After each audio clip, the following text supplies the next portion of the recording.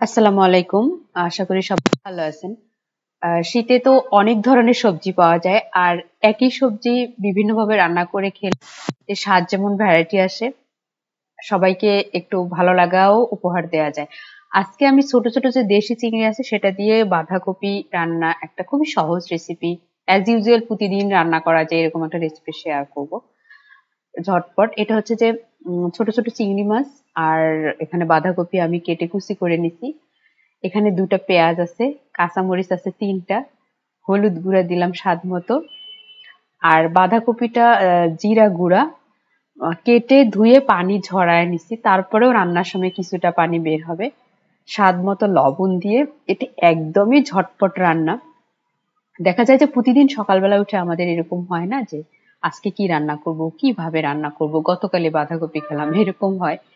Soybean তেল সবগুলো মাত্র এই কয়েকটা উপকরণ দিয়ে, কাঁচামরিচ, ধনিয়া, সরি, জিরা গুঁড়া, লবণ, হলুদ গুঁড়া আর পেঁয়াজ, এই কয়েকটা দিয়ে হাত দিয়ে খুব ভালোভাবে মেখে নিতে হবে। আমি ধুয়ে পানি ঝরায় নিচ্ছি, তারপরেও মাখলে দেখা যাবে যে সবজি থেকে কিছুটা পানি বের হবে, আর এই পানি দিয়েই তরকারিটা রান্না হয়ে যাবে, কোনো এক্সট্রা হাত ধুয়েও পানি দেওয়া যাবে না।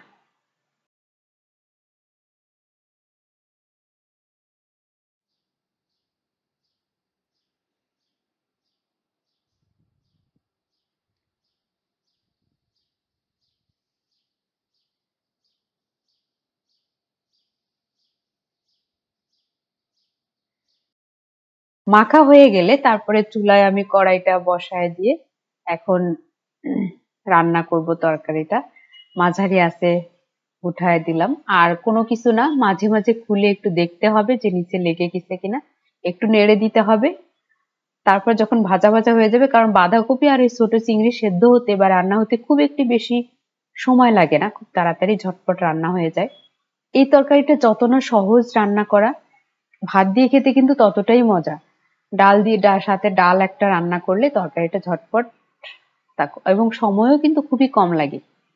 আপনারা একবার ট্রাই করে দেখতে পারেন। তরকারিটা আমার হয়ে গেছে, শুধুমাত্র নামানোর আগে আমি একটু ধনেপাতা দিয়ে নামায় ফেলছি। আর তরকারিটা ভাজা ভাজা করতে হবে কিন্তু, মানে যদি পানিটা শুকানো না পর্যন্ত আমি জাল করছি। এখন যা শুধু নেমে সার্ভ করবো। সবাই ভালো থাকবেন, সবার জন্য অনেক বেশি শুভকামনা রইলো। আমি এখানে আপনাদের কাছ থেকে বিদায় নিয়ে চলে যাই। আল্লাহ হাফেজ।